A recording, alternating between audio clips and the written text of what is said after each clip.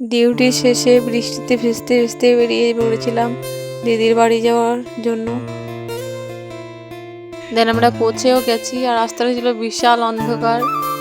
চলো যাওয়া যাক দিদির বাড়িতে। এই বৃষ্টিতে ভিজতে ভিজতে আর রাতের অন্ধকারে কেন যাচ্ছি আমরা দিদির বাড়ি ডিউটি শেষে, চলো ভিডিও শেষেই জানতে পারবে তোমরা। এখন পৌঁছে গেছি দিদির বাড়িতে, আর পৌঁছে দেখি ওরা দুজনে বসে আছে। এই যে ব্যাগগুলো ছিল আমাদের, ব্যাগের মধ্যে ছিল ডিনার। তো ডিনার করার জন্য এখানে এসেছিলাম। চলো খাবার তো দেওয়া হয়ে গেছে, এবার খেয়ে নেওয়া যাক। আমরা খাওয়া শুরুও করে দিচ্ছি। খাওয়ার পর দিদি দিতে গিয়েছিল আমাদেরকে বাড়ি। এই যে আমরা বাড়ি চলে গেলাম টাটা করে দিদিকে। খুব বৃষ্টি পড়ছিল।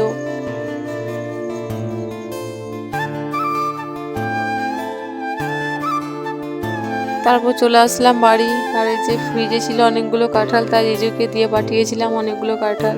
টাটা বন্ধুরা, দেখা হচ্ছে নেক্সট নিউ ব্লগে। এই যে ছিল আমার জিজু। তারপর ছিল বাইকটা ধোয়ার পালা, বিশাল কাদা লেগে গেছিল সেজন্য।